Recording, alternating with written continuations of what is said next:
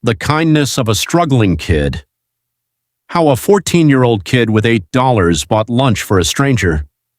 Stop scrolling. What you're about to hear sounds impossible. A 14-year-old kid spent his last $8 for a stranger eating from a dumpster and a secret that would shake an entire city to its core. Because that homeless man, he owned everything, the buildings, the banks, the streets you walk on, everything. And he'd been waiting, searching for 3 long years. This is the true story of Diego Vasquez, and I promise you, you've never heard anything like this. November 14th, rain pouring down. Diego Vasquez sat in the back alley of Rosie's Diner, his hands raw and bleeding from scrubbing pots for 6 hours straight. He was 14-year-old. While other kids were playing video games, Diego was here every single day after school because his mom, Elena, was working her 3rd shift at the hospital. Because the eviction notice on their apartment door said they had 11 days. Because the electricity had been shut off twice that month. Diego pulled out his tips from his pocket, counted them slowly. $8.47. "This'll buy us eggs and bread for 3 days, he whispered to himself. That's when he heard it. A coughing sound, wet, painful, desperate. Diego turned and saw him. An old man, maybe 70, maybe 80, hunched over the dumpster behind the restaurant. His clothes were shredded. His beard was matted with dirt. His hands were covered in cuts. He was eating moldy bread he'd pulled from the trash. And Diego's heart just broke. Now listen closely and hit that subscribe button right now. Share it with someone who needed to see this, because this is the moment that changes everything. Diego looked at the $8 in his hand, then at the old man, then back at the money. His brain was screaming at him. Diego, you need this. Your mom needs this. You haven't eaten a real meal in 2 days. But his heart said something different. Diego walked back into the diner. His boss, Tony, looked up. "Rosie's special, please. With the soup, extra bread." Tony raised an eyebrow. "Kid, that's $7.50. That's all your tips." "I know." 5 minutes later, Diego walked out with a steaming hot plate. Meatloaf, mashed potatoes, green beans. The old man was still there, shivering. Sir, I got you something." The old man looked up. His eyes were blue, piercing blue, like they could see right through you. His hands trembled as Diego handed him the plate. "Why?" the old man whispered. "Why would you do this?" Diego shrugged, embarrassed. "Because everyone deserves kindness, sir. Doesn't matter if you're rich or poor, everyone deserves to eat." The old man's eyes filled with tears. "Son," he said, his voice cracking, "I own this entire city, and I've been searching for someone like you for 40 years. Diego backed away slowly. "Okay, sir. You eat. Stay warm." He thought the man was mentally ill, delusional. "Here's my question for you. Would you choose kindness even if it cost you everything? Leave a comment below." Diego had no idea that 24 hours later, his entire world would explode. The next morning, Diego woke up to his mom shaking him. Diego, wake up, there's something outside." He stumbled to the window of their tiny apartment.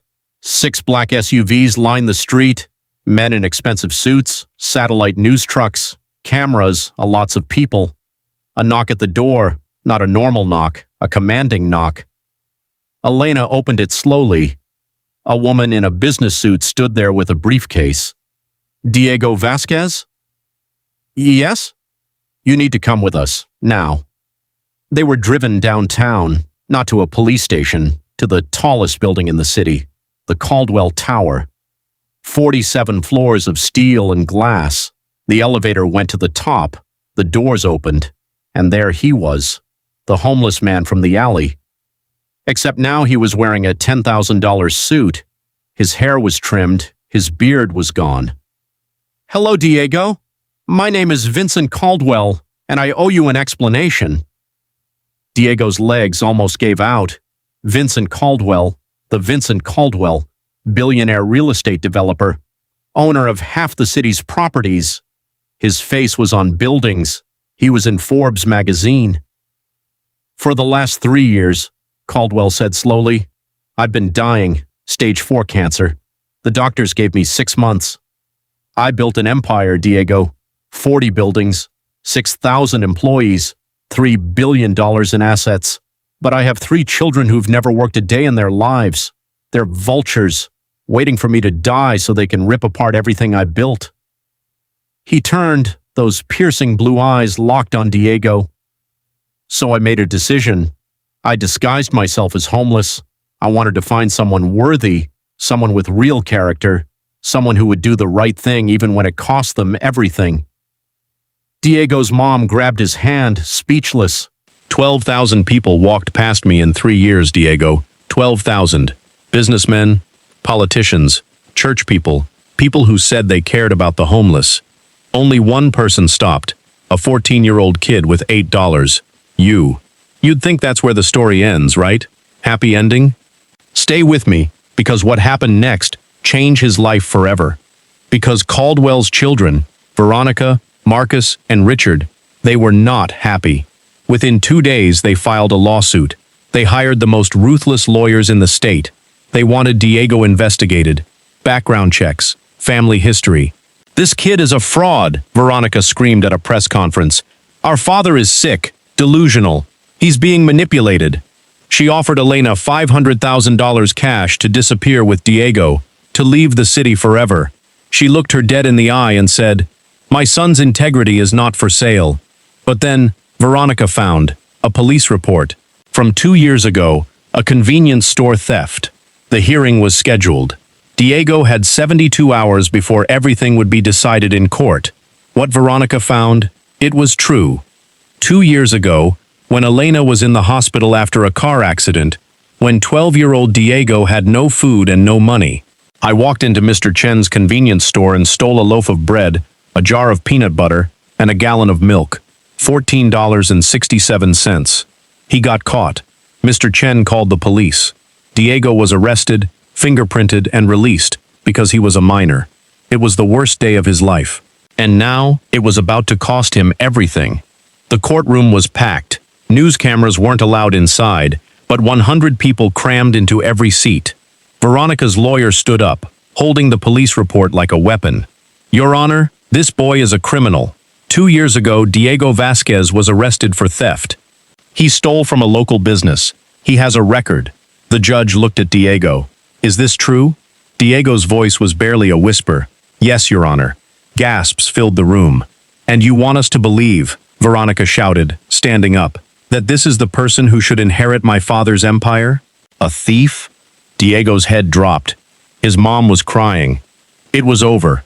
But then, Vincent Caldwell stood up, slowly, his body weak from chemo, but his voice, strong as iron. How much did he steal? The lawyer blinked. Excuse me? How much did he steal? $14.67, sir. Caldwell pulled out his checkbook, wrote something, walked across the courtroom to where Mr. Chen was sitting. $14.67 plus 2 years of compound interest at 5%. Here's $20. Debt paid in full. Mr. Chen, do you accept? Mr. Chen, tears in his eyes, nodded. Yes, I accept. The courtroom erupted. My children have lived in penthouses their entire lives, Caldwell said. They've had chefs, drivers, maids. They've never known hunger, never known fear, never known what it's like to make an impossible choice. He pointed at Diego. This boy was 12 years old, his mother was dying in a hospital, he had no food, and he made a mistake he's carried with him every single day. Caldwell's voice broke. But yesterday, when he had his last $8, he didn't think about himself, he thought about a stranger. That is character. That is who I want representing my legacy. Then the judge spoke. Case dismissed. Mr. Caldwell has the right to distribute his assets as he sees fit. The courtroom exploded in applause. But here's what nobody expected. Diego didn't inherit billions. Caldwell was too smart for that. Instead, he established the Second Chance Trust. $50 million. Diego would be the director when he turned 21. His mission, find kids like him, kids who'd made mistakes, kids who were struggling, and give them opportunities, full scholarships, job training, housing assistance, mentorship. But until Diego turned 21, he got a full-ride education to any college he wanted. His mom got a job managing one of Caldwell's properties with a real salary, benefits, and a pension. Their rent paid forever. And every single Sunday for the next 3 years, until Vincent Caldwell finally lost his battle with cancer, he had dinner with Diego and Elena. He said they were the happiest years of his life. When Caldwell died, he left his business empire to his 3 children just like they wanted. But he left something more valuable to Diego, a letter, handwritten. It said, "Diego, you reminded me why I built this empire. Not for money, not for power, but to serve, to lift others up, to show kindness when it costs you something. Never forget that. The world will try to make you cold. Don't let it. Stay warm, stay kind. Vincent." Diego had that letter framed. It still hangs in his office today. Diego is 24 now. He graduated college with honors. The Second Chance Trust has helped over 10,000 kids escape poverty. Kids who'd made mistakes, kids who'd been written off, kids who just needed one person to believe in them, and it all started with $8 and a choice. So here's my question for you. What would you do with your last $8? Would you choose kindness? Even when you have nothing in return? Drop a yes if this story moved you. Comment below with one time you helped someone when you had nothing to give. And subscribe for more true stories that prove kindness is never, ever wasted, because you never know. That stranger you helped today? They might just own the whole city, and even if they don't, you'll own something more valuable, your integrity. Now go out there and be the Diego in someone else's story.